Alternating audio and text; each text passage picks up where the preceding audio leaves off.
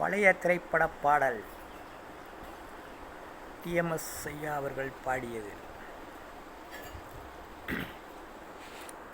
காற்று வாங்க போனேன், ஒரு கவிதை வாங்கி வந்தேன். நான் காற்று வாங்க போனேன், ஒரு கவிதை வாங்கி வந்தேன். அதை கேட்டு வாங்கி போனால் அந்த கண்ணி என்னவானாள்? நான் காற்று வாங்க போனேன், ஒரு கவிதை வாங்கி வந்தேன்.